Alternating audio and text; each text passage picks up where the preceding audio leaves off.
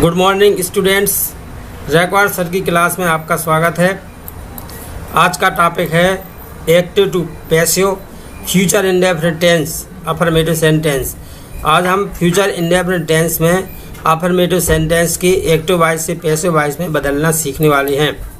सबसे पहले देखते हैं हम फ्यूचर इंडेफिनिट टेंस के बारे में कुछ महत्वपूर्ण बिंदु।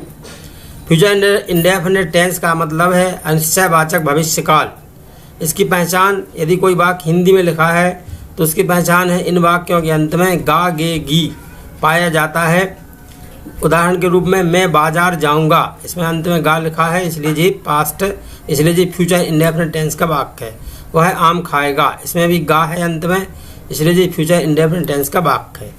लेकिन हमें चूंकि एक्टिव से पैसिव में बदलना है, इसलिए हमें इंग्लिश में वाक्य दिए जाएंगे, तो हमें इंग्लिश की पहचान भी होना चाहिए। तो इंग्लिश की पहचान के लिए सबसे पहले हमें वाक्य में सब्जेक्ट मिलेगा, सब्जेक्ट के बाद में विल या शैल मिलेगा, उसके बाद वर्ब का फर्स्ट फॉर्म मिलेगा और फिर ऑब्जेक्ट मिलेगा। अब हम देखेंगे example. He will learn English, यहाँ पहले ही सब्जेक्ट है, बिल, इन दोनों में से कुछ एक आ गया, बिल और सेल में से। आई और बी के साथ में सेल आता है, सभी के साथ में बिल आता है। फिर वर्ब का फर्स्ट फॉर्म है लर्न, ऑब्जेक्ट है इंग्लिश। नेक्स्ट है you will copy the lesson, इसमें यू सब्जेक्ट है, बिल सेल में से कुछ एक आ गया तो बिल आया, कॉपी वर्ब है, लेसन ऑब्जेक्ट है।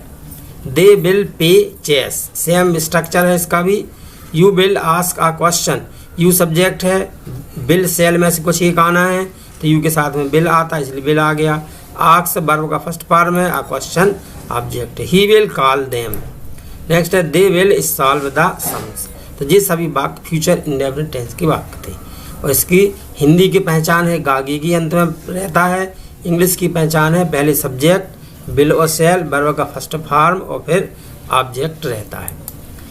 अब इसके बाद में देखने वाले हैं हम कि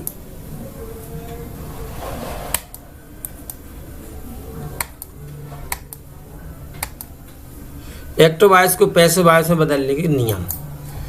दिए गए वाक्य के ऑब्जेक्ट को सब्जेक्ट के स्थान पर रखते।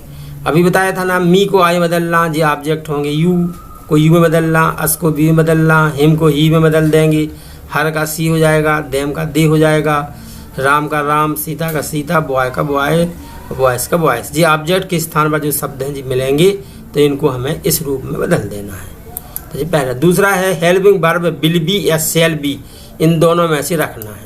अब देखो आई के साथ में शेल बी रखना है और बी के साथ भी रखना है शेल बी, और ही सी इट एनी नेम, और दे भी यहाँ पर लिखा नहीं है, यहाँ पर बी नहीं लिखा, आई और बी के साथ shall be, he see it they any name singular होगा उन सबकी के साथ, और जितने भी सब्जेक्ट आएंगे सबके साथ बिल भी आएगा, आई और बी के साथ शेल भी आएगा, और you we they plural subject के साथ में बिल भी आएगा। दिए गए सेंटेंस की वर्ब का तीसरा रूप रखते हैं, फिर प्रीपोजिशन बाय का प्रयोग करते हैं। नेक्स्ट है दिए गए वाक्य के सब्जेक्ट को ऑब्जेक्ट के स्थान पर रखते हैं। सब्जेक्ट को ऑब्जेक्ट के स्थान पर कैसे? सब्जेक्ट आई है तो वो मी में बदल जाएगा, बी है तो अस में बदल जाएगा, यू वही रहेगा, ही का हिम हो जाएगा, सी का हर होगा, दी का देम रहेगा, राम का राम, सीता का सीता, बॉय का बॉय, बॉयस का बॉयस। एग्जाम्पल देखते हैं। ही विल कॉल देम, इस वाक्य को जब हम पैसिव वॉइस में बदलेंगे ना तो सबसे पहले देम का क्या हो जाएगा? दे। अब इनमें बिल बी और शेल बी में से एक आना है तो दे के साथ में क्या आता है? Will be. तो ये बिल बी आ गया। वर्ब का तीसरा रूप रख देंगे कॉल्ड, कॉल का third form called by, he का him. I shall play football, इसका पैसिव वॉइस कैसे बदला जाएगा? पहले फुटबॉल आएगा, बिल बी आएगा, प्ले का प्लेड बाई मी। अब हम ये देख रहे हैं affirmative sentence future indefinite tense. इसमें एक्टिव वॉइस का स्ट्रक्चर क्या होगा? पहले सब्जेक्ट होगी, बिल या सेल में से कुछ एक रहेगा, वर्ब का फर्स्ट फॉर्म और फिर ऑब्जेक्ट। जैसे जी एग्जाम्पल है you will by fruits. Passive voice का स्ट्रक्चर क्या होगा? पहले ऑब्जेक्ट, बिल बी या सेल बी में से कुछ एक होगा, वर्ब का थर्ड फॉर्म होगा, बाई और फिर सब्जेक्ट होगा। आंसर क्या होगा? पहले ऑब्जेक्ट रखना तो फ्रूट्स के साथ में बिल बी, बाट बाई यू। एग्जाम्पल देखते हैं। आई शैल राइट अ लेटर, इसका पैसिव वॉइस कैसे बनाया जाएगा? पहले ऑब्जेक्ट रखेंगे, ऑब्जेक्ट अ लेटर, फिर विल बी और शैल बी में से कुछ एक आना। तो यदि सब्जेक्ट यहाँ आई भी है तो शैल बी, अन्यथा सभी के साथ will be. Written by me. We shall help the people, the pupil will be helped by us. You will watch these movies will be watched by you. They will buy some wool will be bought by them. Boys will bring a chair will be brought by boys. He will begin the work will be begun by him. She will break the chair will be broken by her. He will fold the paper will be folded by him. Sita will call me, I shall be called by Sita. She will forget mistakes will be forgotten by her. तो ये जो इस तरह वाक्य दिए गए हैं ये सभी फ्यूचर इंडेफिनिट टेंस के वाक्य हैं और अफर्मेटिव हैं।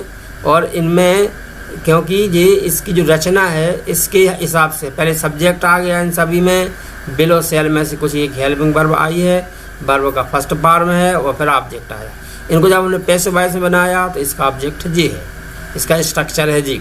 पहले क्या रखना हमें ऑब्जेक्ट, देखो ऑब्जेक्ट रखा सब में, विल बी शैल बी में से कुछ एक लगाना तो विल बी लगाया गया सभी में, आई आया तो आई के साथ बस शैल बी लगाया। वर्ब का थर्ड फॉर्म सब में रखा, बाई रखा सब में, जो सब्जेक्ट था ना आई का मी हो जाना है, बी का अस होना, यू का यू ही रहता है, दे का देम, तो ये सब बनाए गए हैं इस नियम के हिसाब से है ना। हमें एक्टिव वॉइस का जो यदि फ्यूचर इंडेफिनिट टेंस है एक्टिव वॉइस होगा तो उसकी जी रचना होगी, क्योंकि हम पैसिव वॉइस में बनाएंगे तो जी रचना हो जाएगी इसकी।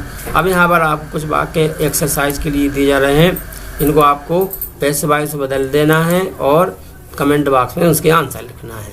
Boys will fly kite, girls will call me, he will sell sugar, they will play hockey, Harish will tell lies, he will take tea, I shall pay the bill, the boy will make a doll, his friend will drive the car, Mohan will study English, the farmer will grow more food, Ramesh will win the first prize, we shall see the match, Ram will help you, they will cut fruits, you will finish the work, the boys will read the lesson, he will do it, your brother will by a watch, he will call you. तो ये कुछ example हैं, इनको आपको passive voice में बना देना है जैसे कि अभी नियम बताए गए। सारे के सारे वाक्य फ्यूचर इंडेफिनिट के हैं।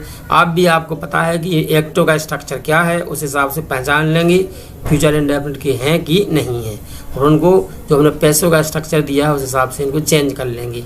तो for more English grammar videos like share and subscribe record sir की क्लास।